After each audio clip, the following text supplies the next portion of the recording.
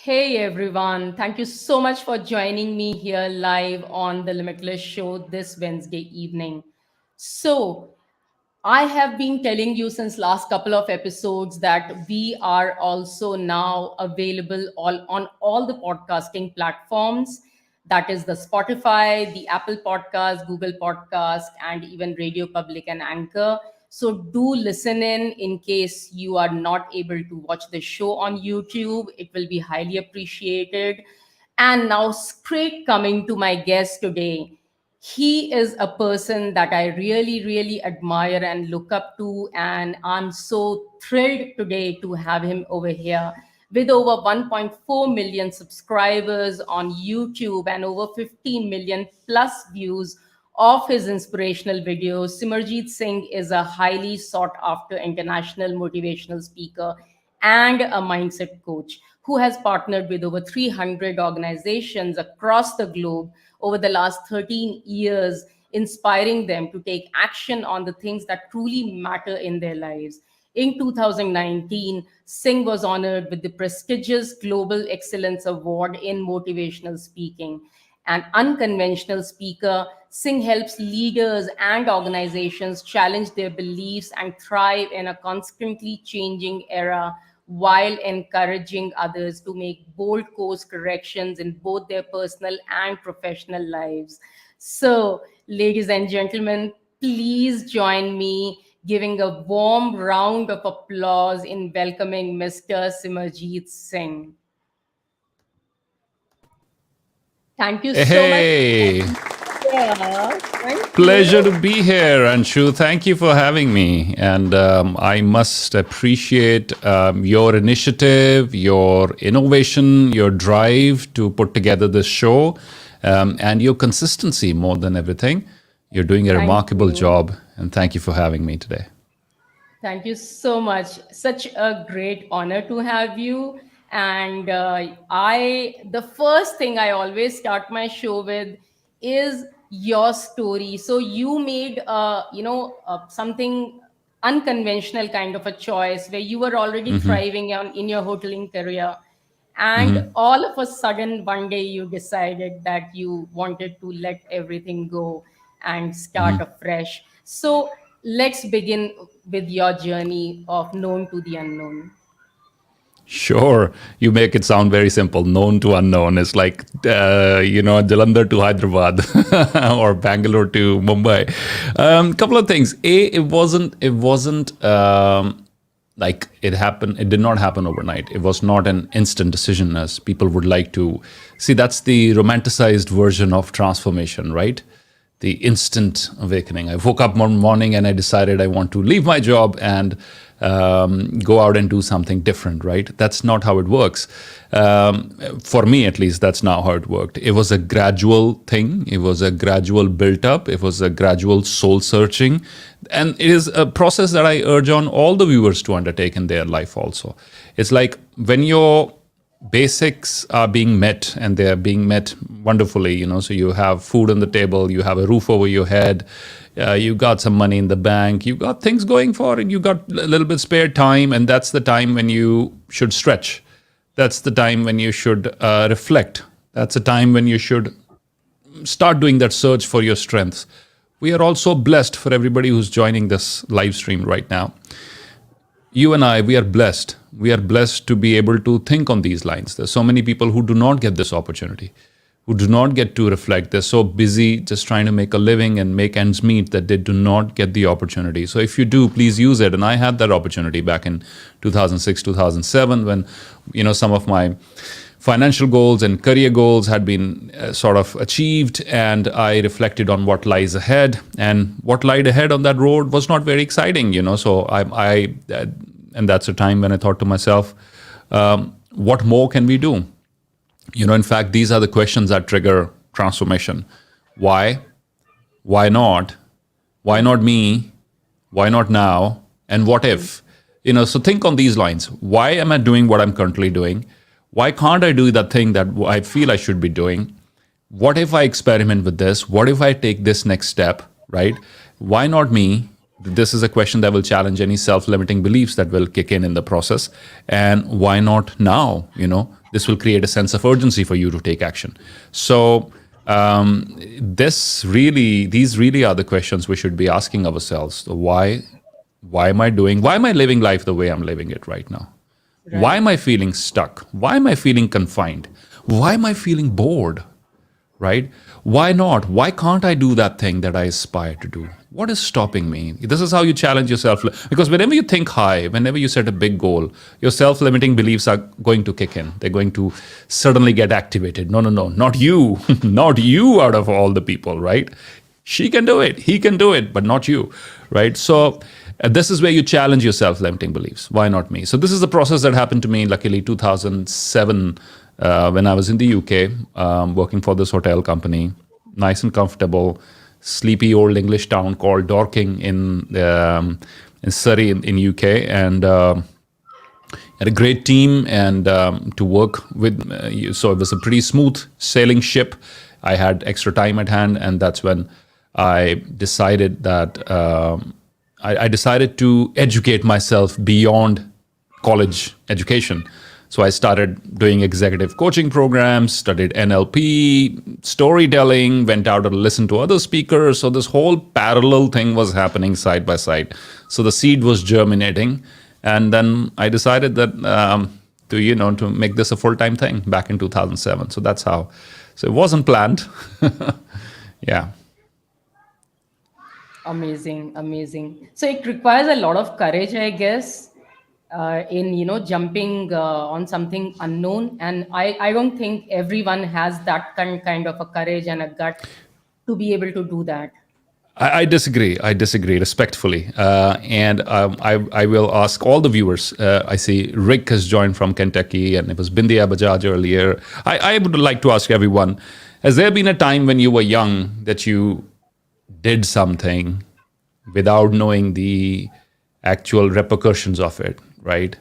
You've done something stupid or silly. You did stepping into the unknown. You've done that, right? When we were little kids, we've done that. Some of us have put our fingers in the power socket and switched it on and got electric shock and figured out what happens, or we've done something like that without thinking too much about it. The challenge is, as we grow, as we think we mature and we become wiser, we overthink. We get too attached to our possessions, and that's when the trouble begins, because too much of certainty, too much of clinging to what you have already achieved is counterproductive. You're not able to take risks. You're not able to learn new things, right? You want to settle for the status quo. And I believe this: discomfort and growth, they go hand in hand. Without discomfort, there cannot be growth. So whoever aspires to grow but loves comfort, dislikes any sort of discomfort. I don't want any discomfort, and don't challenge the way things are. Don't change a thing. But I want to grow. Hey, you're living in a fool's paradise. You want to grow? You're going to be discomfort. There's going to be discomfort in your life. Absolutely, absolutely. You have just put it, the way it is. So everyone can do it. It's just that people don't want to do it. It's main about that. And when we are children, that's the time we don't use our mind. We just go our gut instinct, and we just jump into things. We lose that as we grow up. So when you took the decision of actually jumping into this unknown and listen to your calling, then how did you start the second inning of your life? I mean, it was a new territory, and what were the challenges you faced, and how long it took you before you earned your first income? And I believe you were already married at that time. Yeah, that's right. That's right. In fact, my first income, my first speaking gig brought me into professional speaking. So it's not I decided I want to be a professional speaker or coach and then went out looking for my first speaking gig. It was the other way around, thankfully. Thankfully to a wonderful friend that I had at that point of time, Jaspal Singh Paji, and wonderful human being. He was was a green card holder, and he was running a software company here in the city that I live in Jalandhar. So I went out just to say hello to him. I said, look, I've also relocated back to India. Can I come over? Can we have a cup of coffee together? I want to see how your office looks like. And, I might have a lot to learn from you. He said, sure, come over. It was during that conversation, Anshu, that he said, so what are you going to do? I said, well, I've attended executive coaching programs. I've attended this. I've done that. Somewhere in the conversation, I said the word motivation. And as if he was waiting to hear it, he said, really? Can you do something for my team? I have like 15 members and they do programming, they write code all day, they're a little bored. Can you do something for them? I said, sure, why not? And this is my aha moment, right? I had never done anything like this before. We hadn't had any paid engagement before. I did not know how to design, create a workshop. I had not attended any train the trainer programs. I was raw. I was pulsating with energy. I still am. And but I think you don't have to be fully prepared. Just say yes. So I said yes to him, and this was my first paid assignment. 6,000 rupees for a 1 day's workshop back in 2007. Thanks to Jaspal Paji, we still remember you. And we were supposed to have a 9 to 4 sort of thing with breaks in between, and it was 8 p.m. and I was still going strong, and the audience was still loving it. And that was the moment. After that day, I sat down with him, and he said, you know what, you could do this professionally full time. You're very good at it. And that was my realization that I'm on the right direction. So yeah, we kept adding more zeros as the years rolled by in front of that 6,000 figure. And God has been very kind. It's been a very nice journey so far, but that's how it started. Talk about my early days. My marketing strategy in the first few years would be pick up my car in the morning and just visit in person. We'd drive to any university, any school, any organization in the vicinity of my city, Jalandhar in Punjab. So keep in mind, I was not living in a metro. So hey, this is for people who are complaining about, oh, I'm not in the right city. So I wasn't in Hyderabad, Bangalore, or one of those big cities, right? I was in a tier 2 city in Punjab, which is my hometown. We don't have a lot of huge corporations out here. But whatever was available, we went out there, we knocked on their doors, we said, this is who I am, this is what I do. Is there something we can help you with? And that's how we got our first few clients. And then the digital strategy happened, perhaps. Which was a turning point for us, which took us global after that. So, very simple strategy in the first few days. Pick up your car in the morning, dress up, show up, put your perfume on, and meet people in person. We would sometimes just cold visit, cold call. We wouldn't even have an appointment, say, knock, knock, and, who runs the HR department here? My name is so-and-so, can we have a meeting? Sometimes they would let us in, sometimes they wouldn't. If they would let us in, we'll make a quick pitch about leadership, motivation, innovation. These are the programs we do. And that's how we landed our first few clients. And then referrals after that. So yeah, those were fun days. Amazing. What a journey. Thank you. So you always study your audience first as to what moves them, what drives them, their challenges, their perspectives. So now, and before you do any keynote, anything that you're doing or any workshop, and how do you do that? For example, I saw one of your workshops or a keynote that you actually did in 2017 at the 8th Humanitarian Affairs University Scholars Leadership Symposium. How did you prepare for that audience? You've done your research. How did I prepare? That was a wonderful event. Is put together by the two wonderful people that I know, Kim Solomon and Janice Leong from Humanitarian Affairs Asia, and they put together a large youth conference every year. I think, except the last 2 years due to COVID. And if you've seen the one in, I think, 2 or 3 years I've spoken. I've spoken at their event in the Philippines, twice at the United Nations ESCAP Center. So wonderful, because there's more than 70 nationalities in the room. More than 70 nationalities. And on the first day, I believe they come dressed up in their national costumes. So it's just such a colorful audience. You have people from across the world, young people from across the world. So preparing for an audience like that can be challenging because they're diverse. There's a lot of diversity in the room. They come from different cultures, colors, ethnicities, languages. However, as an effective, if you go with the mission of making an impact, if you go with the mission of I want to share something valuable with this audience, you got to find the common ground. Right. Find common ground. That is my message there. Find common ground. And that's what I do.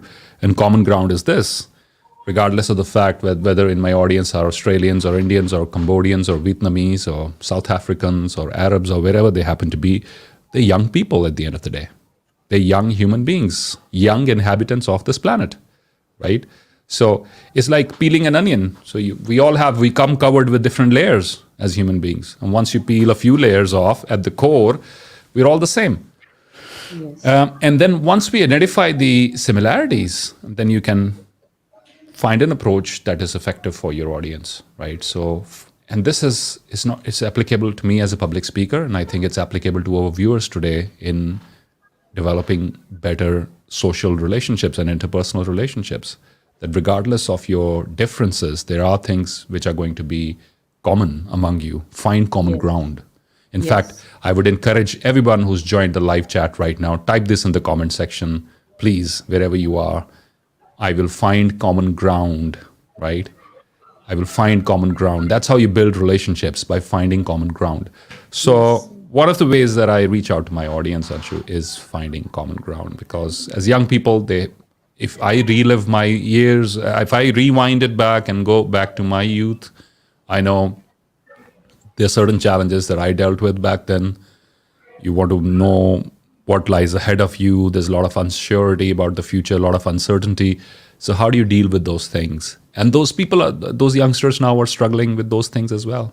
So if you want to help other people, keep in touch with your journey. That's very important. Most people, as we make progress in life, we forget the challenges we went through. And if there's anyone in leadership position out there listening to this conversation, don't forget your own journey when you started right at the bottom, what you went through. Probably your people are going through something very similar. So if you keep that in mind as a leader, you'll be a very effective leader. So true. Absolutely. Thank you. Thank you so much. So I have now seen your talk. In one of your talks, you speak about deep work. And I know for sure, being a coach myself, I'm also a mindset coach.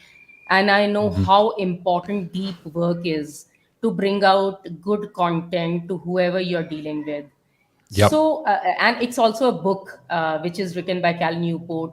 So, I mean, how do you practice deep work? Because today's age of technology and so many distractions, how do you practice it? Yep. And what difference has it made to your life and work? Yeah, before we talk about deep work, let me talk about shallow work. And when we talk about shallow work, let me talk about distractions. And one of the most difficult distractions to overcome these days is a notification alert on one of your social media platforms, right? Absolutely. Absolutely. Right? You have one on Facebook, notifications, and they're usually red in color. The background is light blue, the notification is usually red in color, right? YouTube notifications, Facebook notifications, Instagram notifications, Twitter notifications. And you actually need to be a superhuman in order to ignore the notifications. Now, thanks to these notifications, what is happening is we are doing shallow work. The moment we're about to go a little bit deeper in what we are doing, some of our social media platforms, and notification pops up, and that train of thought is lost. So my friends in accomplishing deep work are, number one, the airplane mode on my phone. A lot of times my phone is on the airplane mode, which is a great way to focus, when I want to really focus on what I'm doing. At work, I have do not disturb days. So I'll tell my team in advance, probably my family in advance too. But it's largely the team when I'm in the office. It's a do not disturb day, which means I'm not available for meetings or conversations or help, right? That helps as well. My phone does not have, Anshu, barring WhatsApp, which I consider as a communication tool, I do not have social media apps installed on my phone. I used to have them, and it was a huge challenge. So I do not have LinkedIn, Twitter, Facebook on my phone, or Instagram on my main phone. I have them on a secondary phone, which is in the office when I want to check. But I usually use them on my desktop or laptop so I can keep track of how much time I'm spending. So that is another one of the ways that I'm able to concentrate more on what is very, very important. I think what other techniques did I use? One is writing down. Writing down an actual to-do list will really help you focus, because the joy of physically ticking off, I've done that, I've done that, I've done that, it gives you a huge boost to your productivity. In fact, I read this in James Clear's Atomic Habits book. We should pat ourselves on the back for recording more than 60, having recorded more than 60 inspirational poems in the inspiration poetry that inspires series. More than 50 to 60 of the most inspiring works in the English language. We filmed those videos in the last year, and thanks largely to this process, write them down on a list, would visualize myself accomplishing it. Detach from the outcomes, very important, since you brought up this very important subject, right? Take a deep breath in, everybody. And remind yourself, I will detach from the outcomes. I will detach from the outcomes. I will learn to detach from the outcomes, right? In fact, I welcome all of you to type this in the chat box too. I will practice detachment from results. Why this is a huge distraction? Let's say you're a creator, you're a writer, you're an entrepreneur, whatever, you happen to be creating something. The more obsessed you are with how well my last video is doing, or let's say Anshu is spending all the time looking at how well the last show went, then she's not doing justice to her strength. Her strength is creating the next show, doing the next thing. So detach from the outcome. Now it's hard to do. It's hard to do because Anshu, you investing your heart, mind, and soul, and your time and your money and your effort into creating these shows. So it's very hard to not go and check how well they are doing. So I'd say take a glance now and then, take a peek. So you are able to better plan, have a better strategy, right? But don't let that be the only thing you're doing. Let the 90% of your time be focused on creating the next thing. So it's very important to detach from results, because that's a trap. The more you get trapped, so you won't be able to do deep work. So these pretty much are the tools that I use to practice deep work. Meditation, frequent 5-minute, take a 5-minute break, during your work day. Take a 5-minute break. Visualization, visualize yourself accomplishing that task, whatever you're doing. Physically writing it down and checking it off, very helpful. Social media, as much as you can, be mindful. If not, so the first step is be mindful of how much time you're spending. How much time is this stealing away? And then you can say, today I'm feeling a little bit lazy. I've reserved time for social media. I can spend maybe a couple of hours. But today I need to be focused. And then I just go off social media altogether, right? So you should be in charge, not technology. Thanks, Ria. I can see a comment there from Ria as well. Yes. You guys are welcome from our tribe as well. To everyone who's joining in, thank you and welcome. Yes, we have a lot of comments flowing in. I thank every one of you for such beautiful comments. Keep them flowing. So you are also an outstanding speaker, a very, very amazing public speaker. And Thank you. I'm always in awe. When I listen to you, I'm always in awe of, your content, your communication, your hold on the language, everything about, your speaking. So while Thank delivering you. your speeches, are you in a state of flow? Because there is something called flow. Are you in that state of flow, and how do you achieve that? Flow is like happiness. The more you try to achieve it, the more it runs away from you. So state of flow is like happiness. So let me make it very clear, and flow is magic. To be in a state of flow is like being in bliss. It's meditation. Let me also clarify. Meditation does not just happen by sitting still in a room, closing your eyes and deep breaths. That is great. I practice that too. But when you're fully engrossed in what you're doing, whether it's dancing or cooking or reading or writing or presenting or solving problems or whatever, or writing code or whatever you're doing, when you're fully engaged, you're also meditating, because you are disconnected from the noise, from the clutter, right? There is immense clarity in that moment. And that is what Professor Csikszentmihalyi defines flow. One of my favorite books of all time. Thanks for bringing that up, Anshu. One of my favorite books is flow. And flow is a state where time stops for you. You know, you're in the moment. There are no worries. You're not carrying any burden on your shoulders, right? So magical moment. And yes, I'm in a state of flow when I'm presenting virtually as well, but in person as well. I like both the formats. I like in person more, but now that we did not have many options in the last 2 years, virtual as well. I am in a state of flow. How do I get there? That was one of your questions. Yes. You don't chase it. The more you chase it, it runs away from you. It becomes a task. The whole point of being in a state of flow is that nothing is a task to you. Nothing is difficult for you. It's happening seamlessly. It's happening automatically. It's happening. You are surrendering, actually. That is flow. You've done the practice before. Don't get me wrong. People who go in a state of flow have done immense practice. They are masters of their crafts. If you're a ballet dancer, for example, opera singer, or whatever, a stage performance, or a rap artist, or whoever it happens to be, musicians and writers, they've done their hard work. Right. It's not a divine thing. It's not a magical thing that is happening right now. The hard work is done. The neural connections have been made. The research is done. Their mind is prepped up. Their body is ready. But now when they're in the moment, they surrender. They surrender to the moment. They are one with the audience. And you too can feel it when you're with a person who's in a state of flow. You can also feel it. You can sense it at that point of time that there is now a different energy operating. Give us a thumbs up in the comment section if you've seen that, if you've witnessed a singer, performer, artist in a state of divine surrender.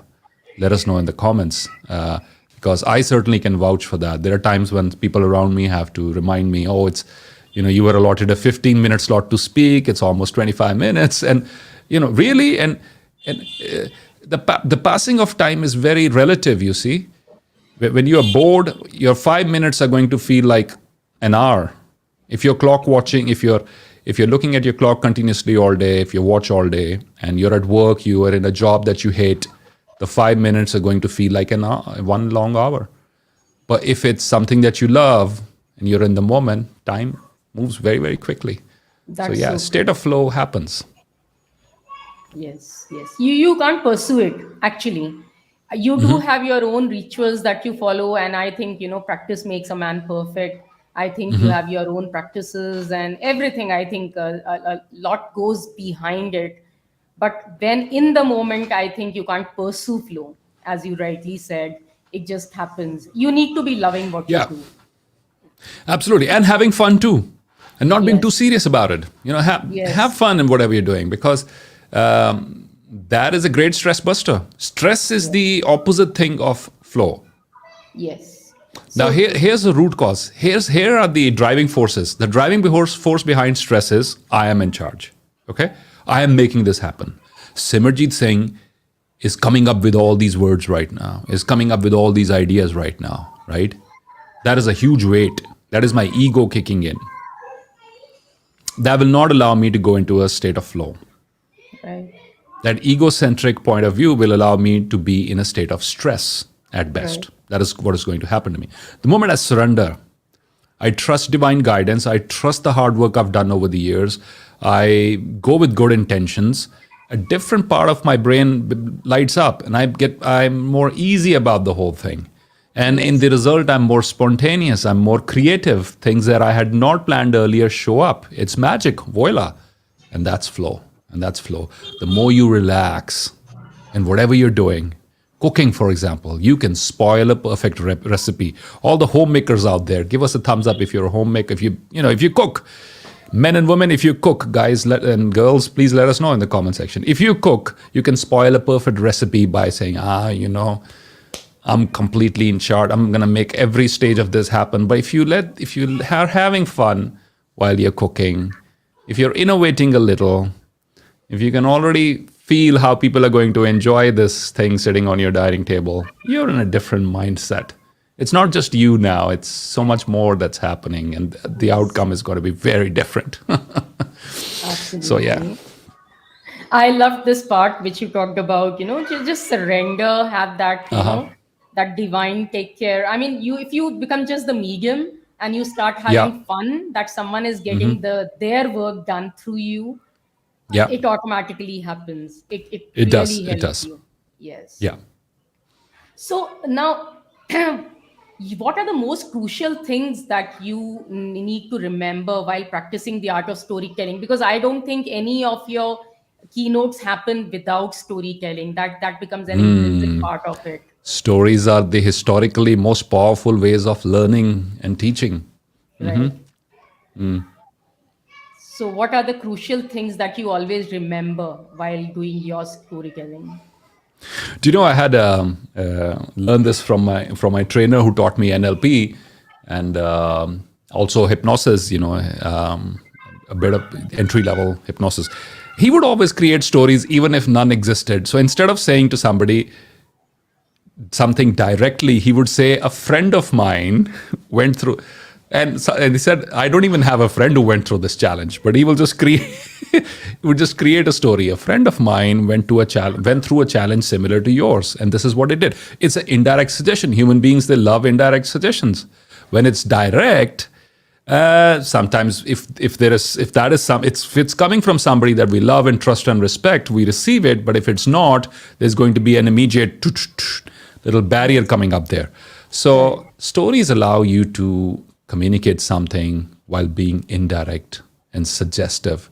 Stories allow you to be in a position where you are empowering. You're not just telling. You're not just teaching. You're coaching. You're igniting a new thought process in their heads. One of our most popular stories was a Hindi story, Hindi version of a popular American story called the Carpenter story, and it had 20 million views on Facebook. 20 million views. We never imagined. It was just a simple story. In fact, it's been around for ages. Even kids knew the punchline and how it's going to shape up. We thought everybody was familiar with it until we created a video and published it, and boom, it exploded. It was everywhere on WhatsApp, 20 plus million views on Facebook and YouTube, and all over the place. So, two things emerged there about for creators. Number one, never underestimate the power of any piece of content. You never know which one is going to go viral. All right.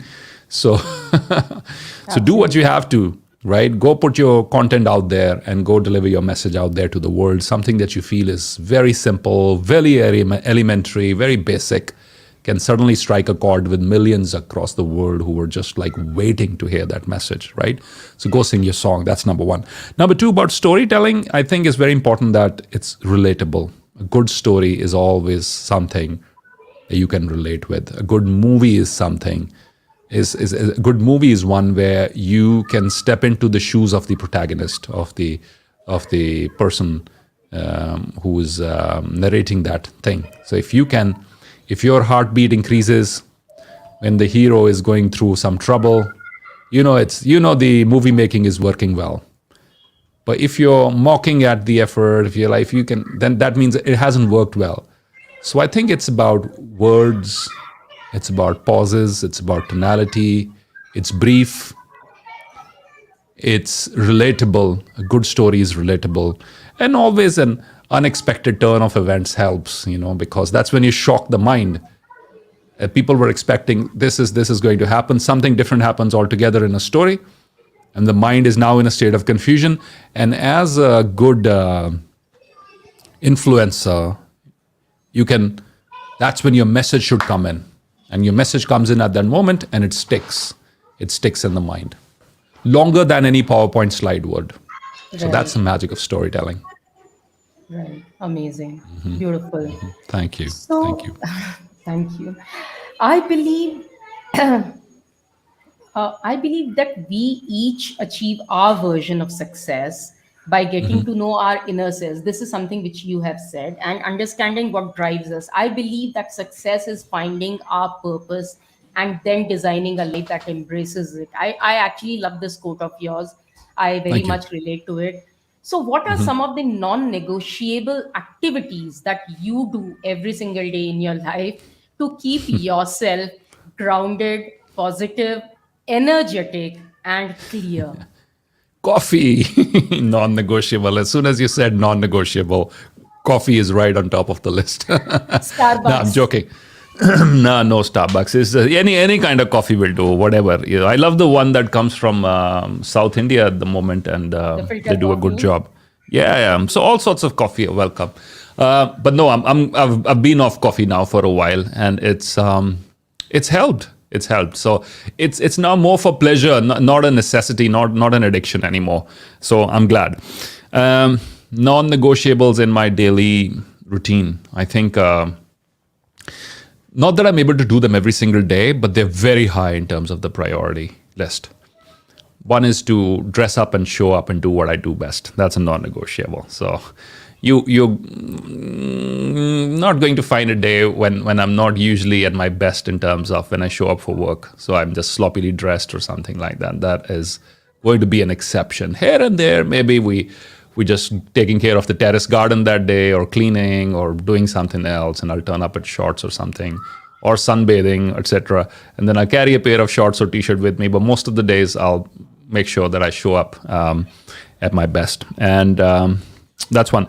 My prayers, my Gurbani part regime in the morning, I do the Dukh Panjni Sahib prayers, which is a prayer for health, and which is a prayer for vitality and good health, mental and physical health and vitality. That's something that I do in the morning. In the evening, it's the Rehra Sahib prayer, which is again for strength of mind and body, and to fight all the challenges of life. That is the evening Sikh prayer that I do. Those are the two things that I would not like to miss. My gym, as much as possible. We had this period of time during the COVID restrictions that I could not go to the gym, and I wasn't the same person before. So now it feels good. Part of it is socializing, part of it is meeting other people, and part of it is just you come back more energetic. Amazing. So, what is the basically what is innovation? I see you talking a lot about innovation as well. So, what is innovation according to you, and what does it mean in the terms of an individual, entrepreneur, or a solopreneur? You're an example, Anshu. You're an example of innovation. Thank you so much. Means a lot to me.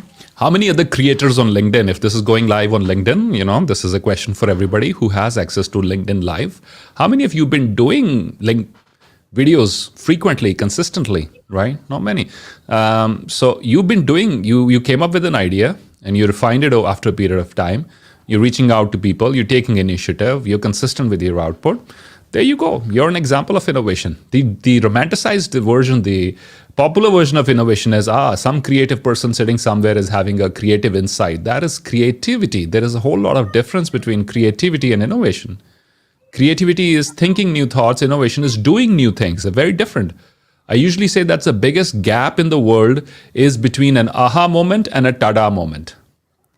That's the biggest gap in the world, especially for solopreneurs, freelancers, and small and medium business owners. Aha moment is, I could also do that. Wow, that's a wonderful idea. A tada moment is when you say, wow, done. Yes. It was tough, it was unpredictable, but we did it. Not many people are able to fulfill this gap in between from an aha moment to a tada moment, right? From having an insight to implementing that insight. So I'm for everyone who's tuned in and who's been listening thus far, this is very important to distinguish. Implementation is innovation. Implementation of a new idea is innovation, not the thinking of the idea, which is easy.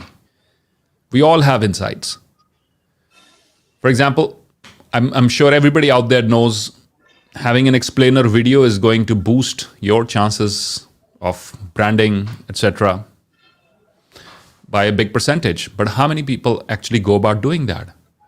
For example, I could tell you right now, there is a website called upwork.com where you can hire freelance talent from across the world. You can hire voiceover artists, graphic designers, people who will help you with research and so many other things, virtual assistants. But then how many people will actually go onto that website and use it? So innovation to me is implementation of creative ideas, right? Not just the coming up with the idea, which is the common misconception there. Yes, so true. Very practical, actually, what you said. I mean, we could have gone the theoretical way of innovation, but then it does not become a reality till you implement it, till you actually do it. And thank you so much for your kind words. I My pleasure. totally, I'm thrilled.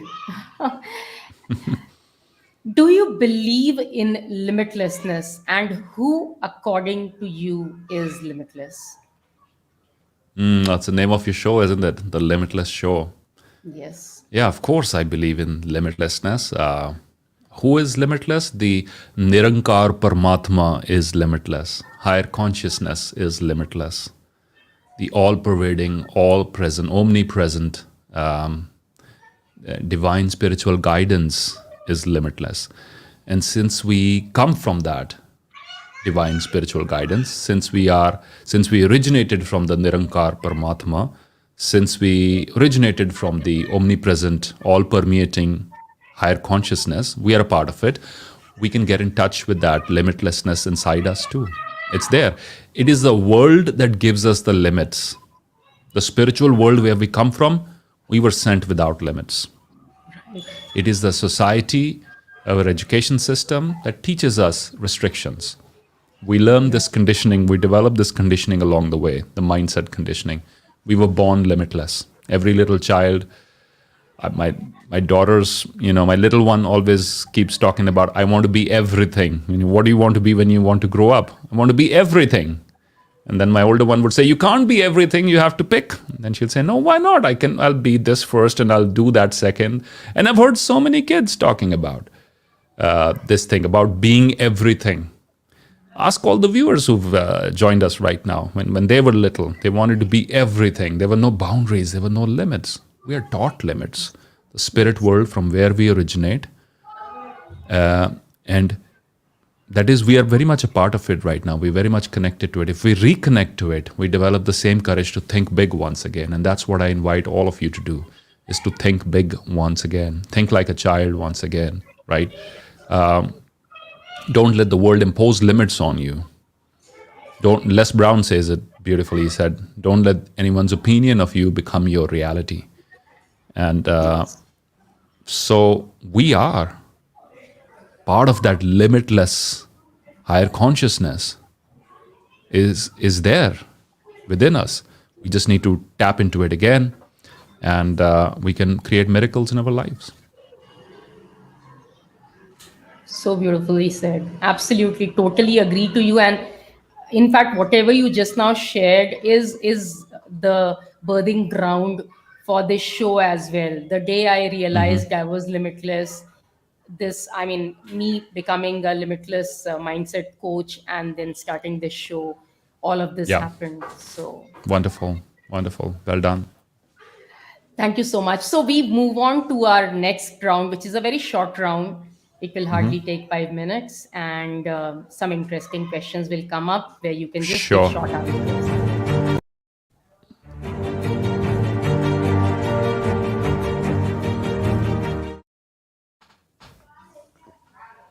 The first question: what was the biggest influence Wayne Dyer had on you?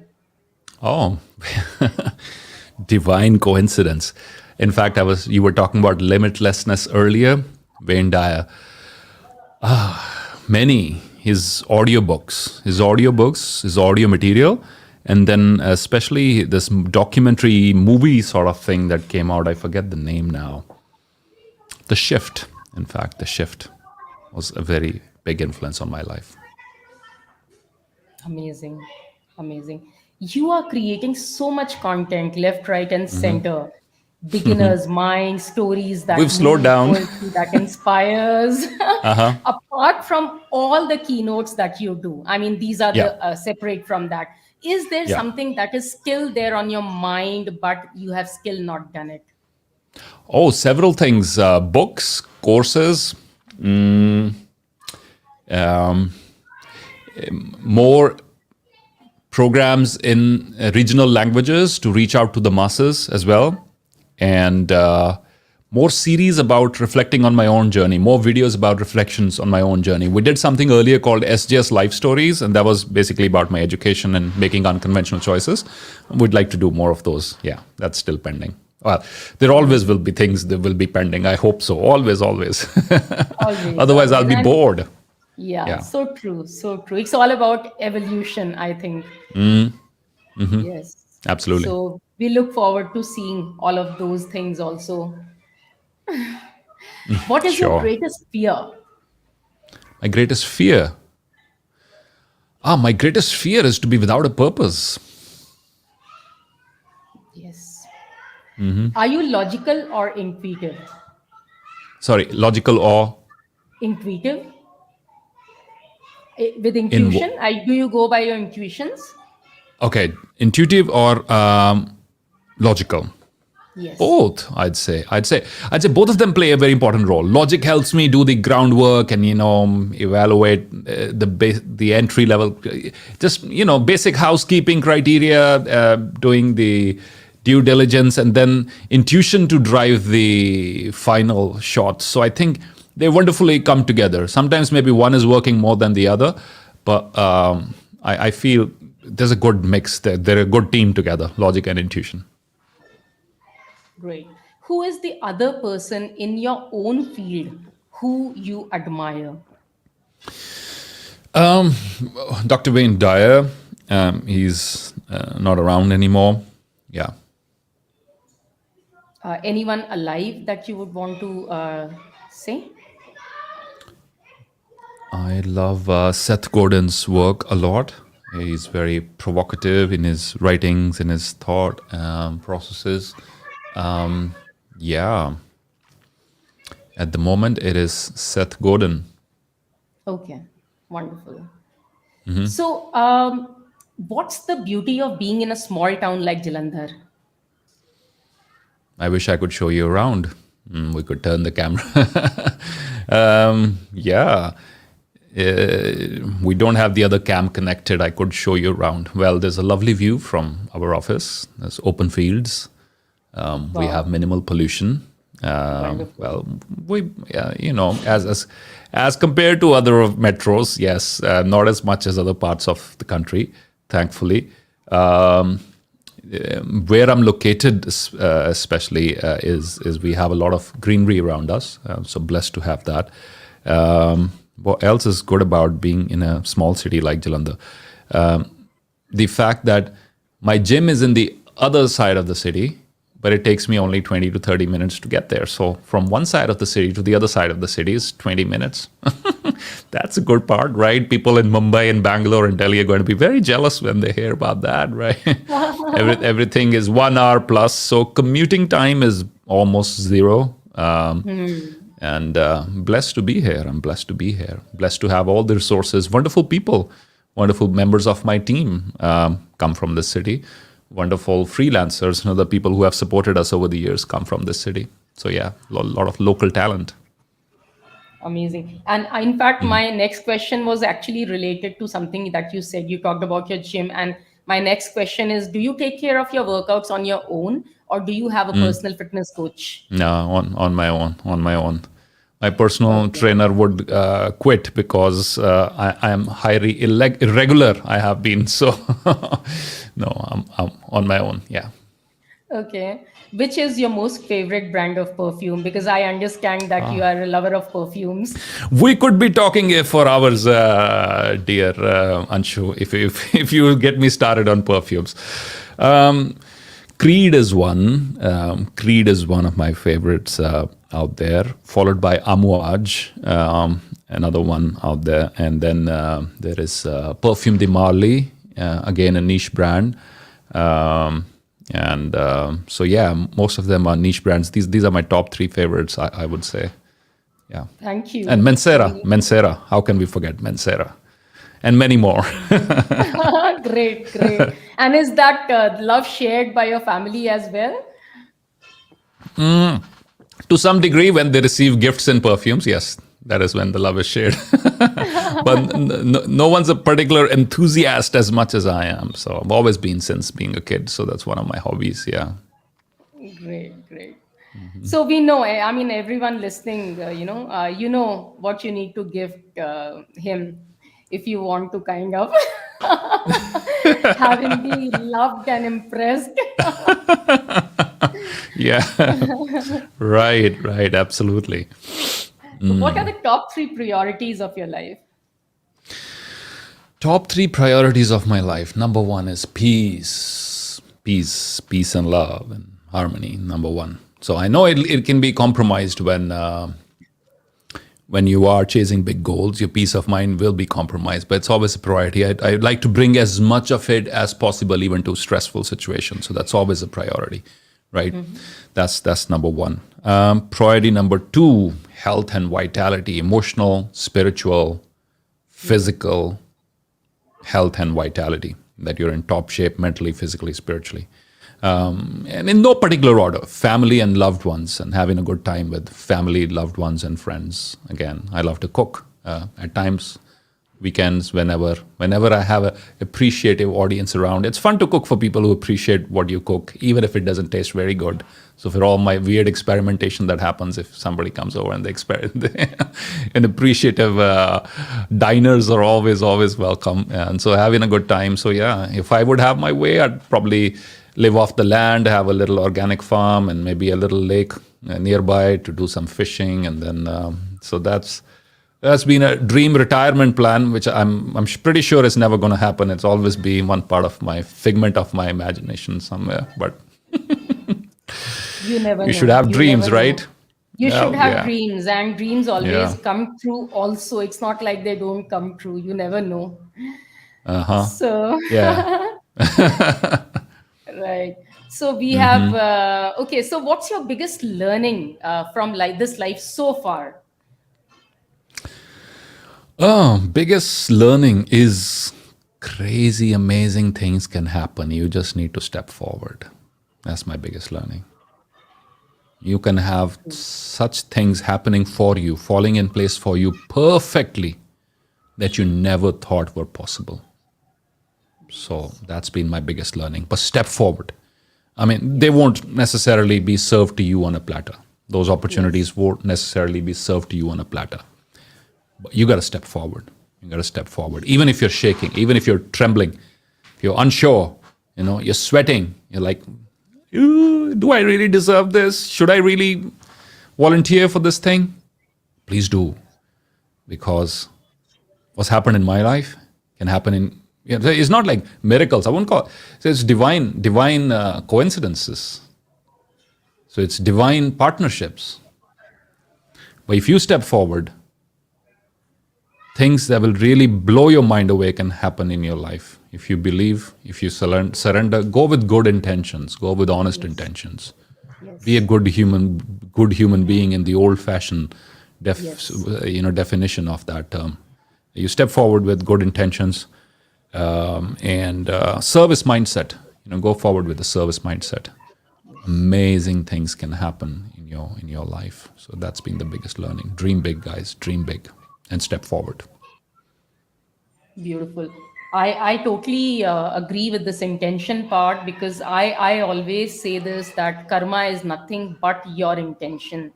Everything that you do, what's the intention behind it? Always make a check and do it with the right intention, Yeah, because absolutely. that is your karma, nothing else. Sure.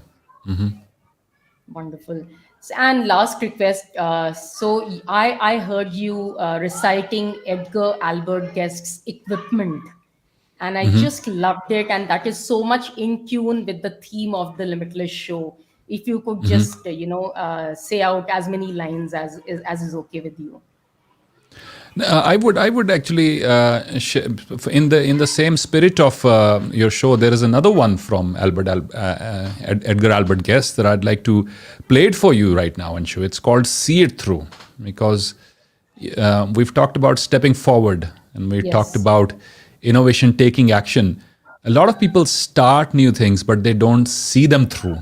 Yes. They don't stick to the fight all the way, and I think that's where we give up midway, just when results are about to show appear for us. Most of people quit at that point of time. So I want you to see things through, in the words of Edgar Albert Guest, through this poem that I'd like to play for you right now. Please.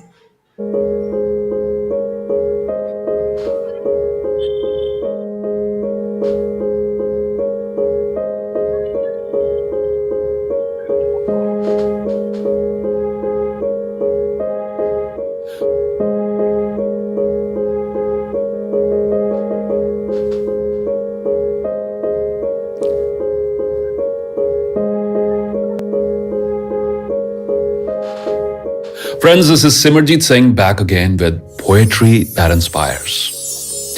Did you know the world's oldest marathon runner is a gentleman that I personally deeply admire? His name is Sardar Fauja Singh. He's 109 years old now. And this particular incident goes back a few years when Mr. Singh was about to start a marathon in the UK.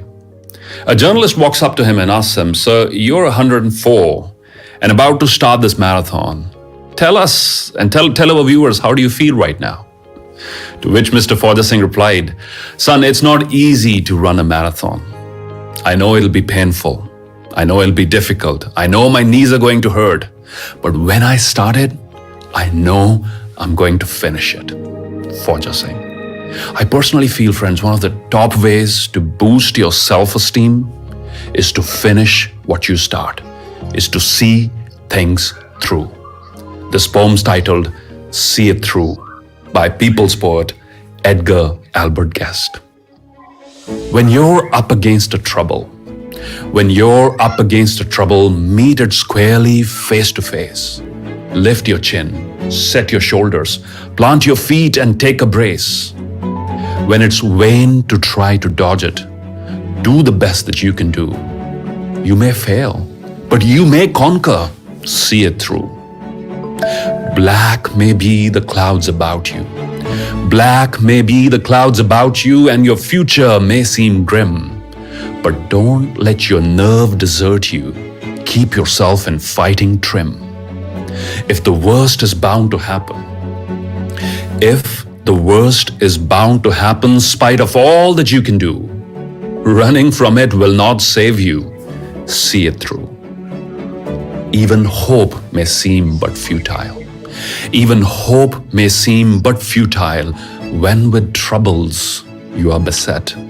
But remember you are facing just what other men have met. You may fail, but fall still fighting. Don't give up. Whatever you do, eyes front, head high to the finish. See it through. See it through. Writers, runners, creators, entrepreneurs, students, we all face one universal problem, that is seeing things through. It's so easy to start new things, it's very difficult to see them through. I believe, my friends, your enemy is fear and internal resistance. Fear of completion, fear of being imperfect, fear of change, fear of failure, and for some, even the fear of success. It is precisely this fear that holds us back and forces us to postpone and procrastinate so much in our life. And I believe your weapon is consistent, detached action. Don't overestimate your problems and underestimate your ability to deal with them. See things through. Thank you for watching.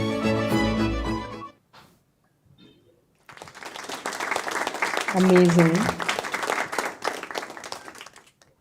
Thank you. Thank you so much. So, I'm totally overwhelmed. This was so beautiful. Thank you for playing it out for us. And it put me in a different zone altogether. And I know you are getting late. And just before you leave us, any last message that you want to give to all the amazing audience who's watching you?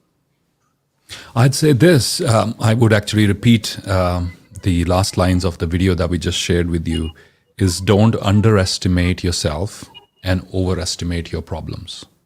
A lot of people are doing this all the time. We are overestimating our challenges, overestimating our problems, and underestimating our ability to deal with them. If you are facing a certain problem, you very much have it within you also the ability to deal with it. All you just need is stop running away from it. It's not going to disappear. The problems in your life are real. We all have them. No one is an exception, including we all face our share of trouble, right? Including the influencers of Instagram, whose life appears to be perfect. Nobody's life is perfect. We just post the best possible moments we can on social media, and that's sort of putting people in this mindset that there are a bunch of people out there with a perfect life. There is nothing, quote unquote, like a perfect life. It's a work in project. So the best way to create the life of your dreams is to not run away from your troubles. Face them. You will have the ability to find a solution to them. Believe in yourself. And remember, nothing ever remains the same. If you're going through a bad phase right now, it's going to change. The change must be just around the corner. If you had a very good run, be careful. Don't be too overconfident. It could change too. So be humble and grounded, and don't run away from your problems. Take 100% responsibility. That's my parting message there. Thank you so much. It was an absolute honor having you over here. And Likewise. we are totally mesmerized. Likewise, as me and the audience, I'm sure. And Thank you, thank you dear. for so much of value addition. Thank you for your time. It's been my pleasure. Thank you very much. Thank you. You have a great day. You too. Take care. Bye-bye. Bye bye. Hey people, I have no words. And as was expected, I knew that when he's there along with me, Mr. Simerjeet Singh, it is going to be one of the best sessions I ever had. So, leaving you with that note that never give up on your dreams, you deserve to get them fulfilled. Never underestimate yourself, always be limitless. Thank you so much. Take care. God bless you. Be limitless.